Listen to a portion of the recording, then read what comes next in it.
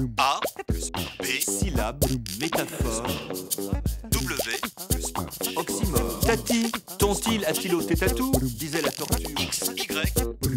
Bonjour professeur. Bonjour Marie. J'ai là une question envoyée par Cléophas du Zimbabwe. Il voudrait simplement connaître l'origine et l'emploi du mot migration. Alors dites-nous professeur. Chère Marie, le verbe latin migrare signifiait quitter un lieu. Il avait pour déverbal migratio, passage d'un lieu à un autre.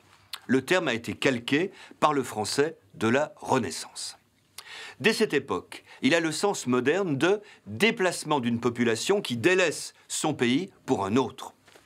Le mot est contemporain du grand mouvement qui suivit la découverte de l'Amérique et vit des Français migrer vers les Antilles, la Louisiane, le Canada.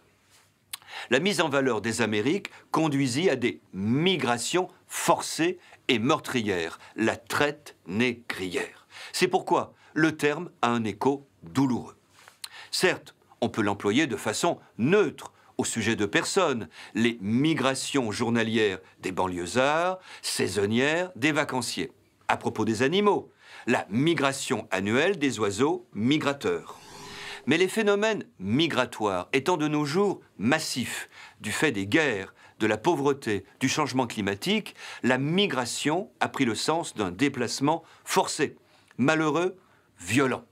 L'émigration vide un pays de ses forces vives, l'immigration engendre peur et xénophobie. Moins que jamais, cher Cléophas, la migration est heureuse. Le petit-fils d'un immigré en témoigne. A plus B, Syllabe, métaphore, W plus oxymore. X, Y.